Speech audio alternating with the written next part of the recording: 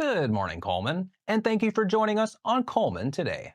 I'm your host, Dustin Isom, and today is Wednesday, December 4th.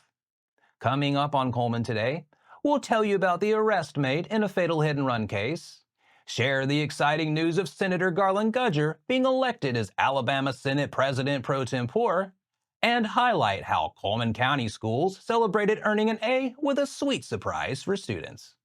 All this plus sports, weather, and more, but for now, let's dive into the top stories happening in Cullman today. Cullman police have arrested a suspect in the fatal hit and run that occurred Sunday night. 35-year-old Michael Garrett Massey of Newmarket was taken into custody yesterday. He's facing preliminary charges of felony leaving the scene of an accident. The incident happened on December 1st along Alabama Highway 69 near the Cullman Shooting Sports Complex. The victim, identified as 59-year-old Mark Allen Johns of Cullman, lost his life in the crash. According to a statement from the city of Cullman, officers responded around 3:32 p.m. Tuesday to a report of a white Nissan Altima linked to the fatal crash. The vehicle was found at Opal Steel on U.S. Highway 31, and Massey was identified and arrested at the scene. The investigation is ongoing and additional charges may be filed. Cullman Police Chief Joey Duncan expressed his gratitude, saying, "I would like to personally thank the great citizens and wonderful community for their quick action and support in assisting the Cullman Police Department with this case.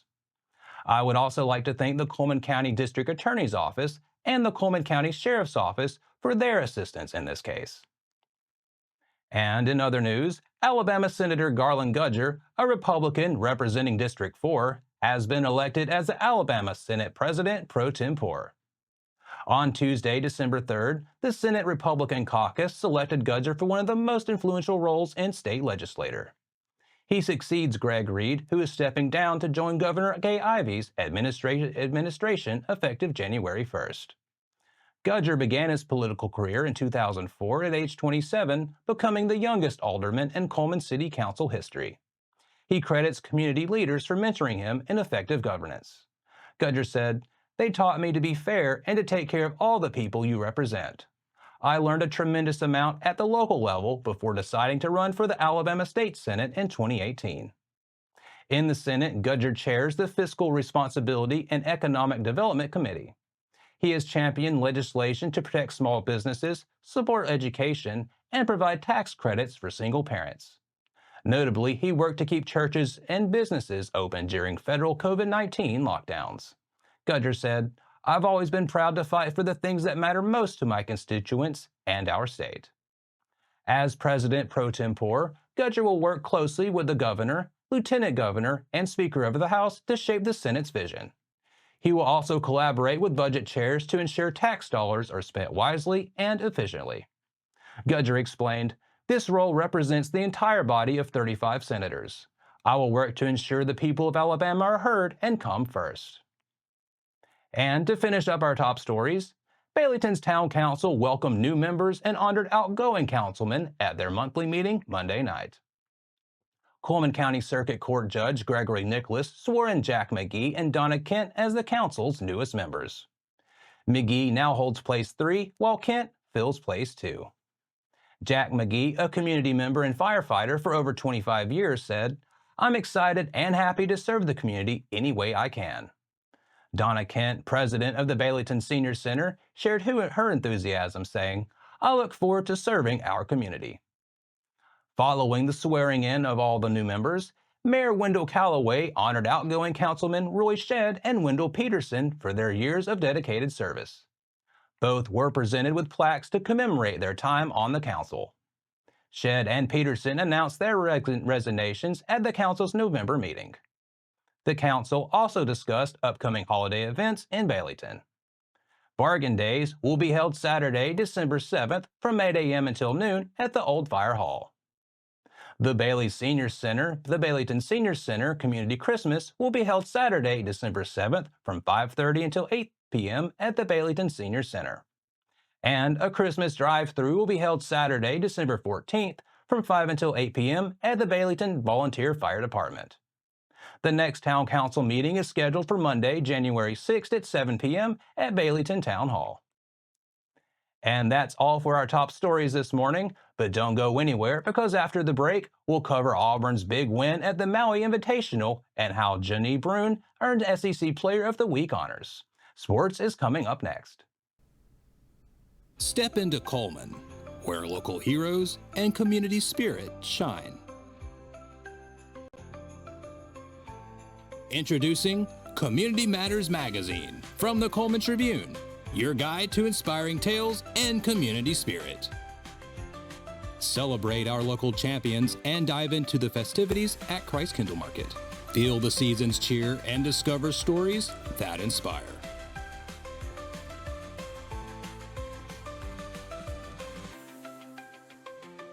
Community Matters Magazine. Connect with your community. Find your free issue at these locations or download a copy online.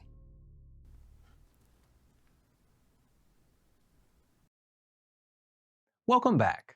In sports today, we're highlighting Auburn's impressive performance at the Maui Invitational and celebrating Janae Brune's SEC Player of the Week honors. For the second time this season, Senior All-American and National Player of the Year contender Janae Brune earned SEC Player of the Week honors. He led Auburn to 3 wins throughout the week and the program's first Maui Invitational title, with dominating wins over number 5 Iowa State, number 12 North Carolina, and Memphis. Brune recorded his 5th straight double-double with 21 points and 16 rebounds to go with 6 assists, 4 blocks, and a steal versus Memphis in the championship game. He secured his 65th career double-double in the first half, making it the 2nd straight game he's posted a double-double in the first half with 15 points and 11 rebounds to go with 5 assists, 3 blocks, and a steal before halftime. The senior center became the first Auburn player to record 5 straight double-doubles since the late Jeff Moore in 1988. He moved past Charles Barkley for 28th on Auburn's career scoring list, finishing the game with 1,188 points. Brune averaged 21.7 points, 15 rebounds, 4.3 assists, and 3 blocks per game to bring home the 2024 Maui Invitational MVP honor. The Tigers are off to a 7-0 start for the 3rd time in the last 6 seasons, after starting 8-0 during the 2022-2023 season and 15-0 in the 2019-2020 season. They became just the 3rd school from the SEC to win the Maui Invitational, next to Vanderbilt in 1986 and Kentucky in 1993. Auburn moved up 2 spots to number 2 in this week's Associated Press Top 25 poll, receiving 26 first-place votes, while Kansas remained number 1 with 35 first-place votes. Brune and the Tigers will travel on to Duke in this year's SEC-ACC Challenge tonight at 8:15 on ESPN. Then that wraps up our sports coverage for this morning. And coming up next, we'll speed things up with 4 stories in under 4 minutes, including updates on Fairview's Newtown Park, where you can grab some festive poinsettias for the holidays, and a special visit from Soul Santa in Colony. We'll be right back.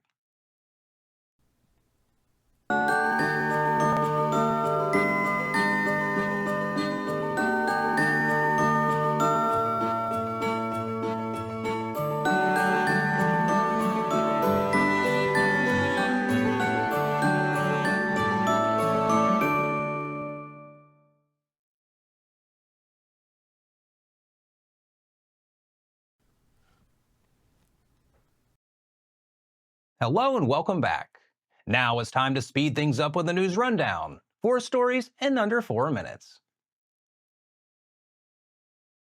The Fairview Town Council met Monday night to address several community issues. First on the agenda, resident Stanley Graham requested the council abolish an unused alley located at Butler Street and Welcome Road.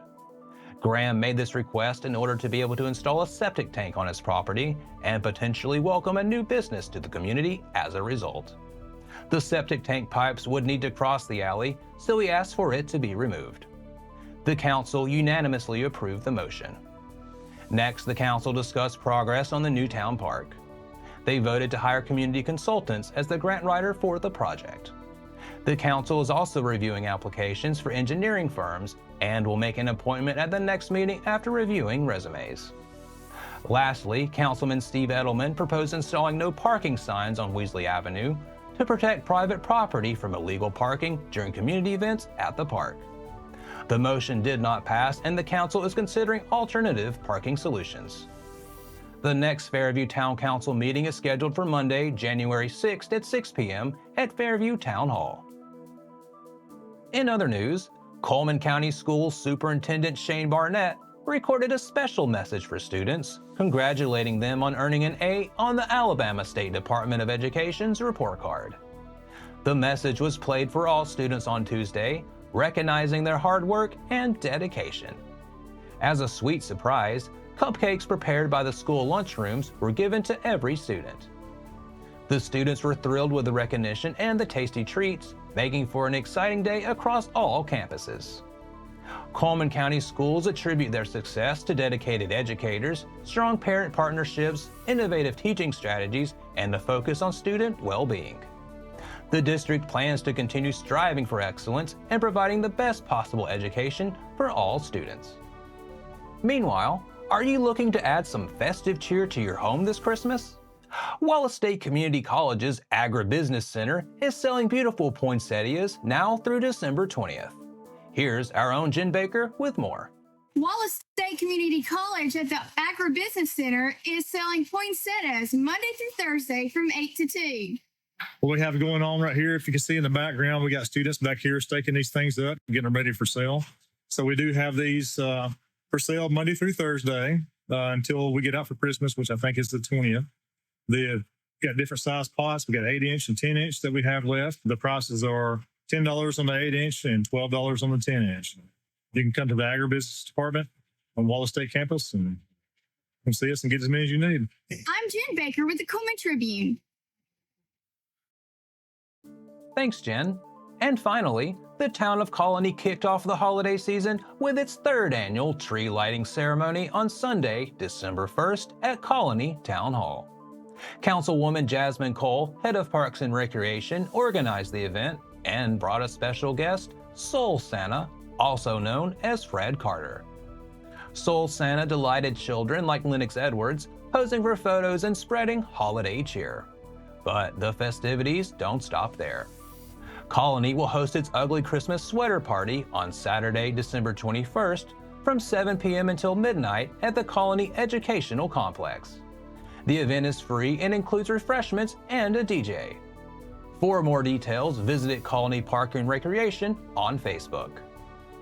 And that's your 4 stories in under 4 minutes. Now for a quick break before we look at the weather ahead and pay our respects with obituaries. I'll be right back after this quick message.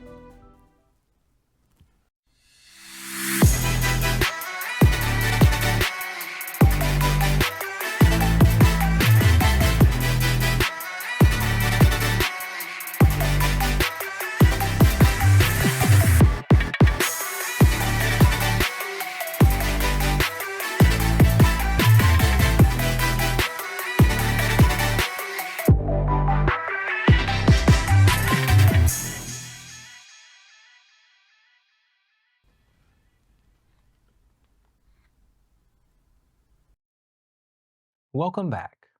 Let's take a moment to pause and remember those who have lost their lives this week as we turn to obituaries. Mark Allen Johns, 60 of Cullman, passed away on Sunday, December 1st. A private family memorial service for Mr. Johns will be held at a later date. Nancy Lou Schaefers, 86 of Cullman, passed away on Sunday, December 1st. Visitation for Mrs. Schaefers will be held today at 6:30 p.m. at the Moss Service Funeral Home Chapel, with a rosary service to follow at 7:30 p.m. Funeral Mass will be Thursday, December 5th at 10 a.m. at Sacred Heart Catholic Church, with the graveside service to follow at Sacred Heart Cemetery. Betty Ray Wren passed away on Sunday, December 1st.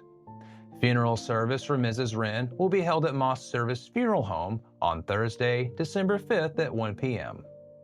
Visitation will be today from 6 until 9 p.m.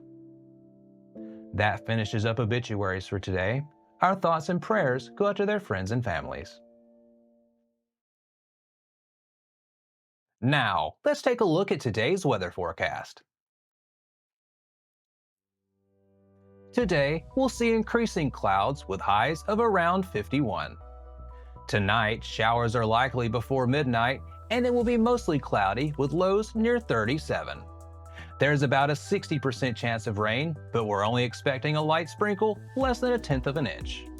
Tomorrow, the sun returns with sunny skies and highs of around 44. Tomorrow night, temperatures will drop to around 19 under mostly clear skies. It'll be a chilly one, so make sure to keep those heavy coats handy. And that wraps up today's edition of Cullman Today. We appreciate you sharing your morning with us, and remember to stay connected by following us on social media and visiting CullmanTribune.com for the latest from our community. We'll be back bright and early tomorrow morning at 6:30 a.m., but until then, I'm Dustin Isom with Cullman Today, wishing you a great day, Cullman.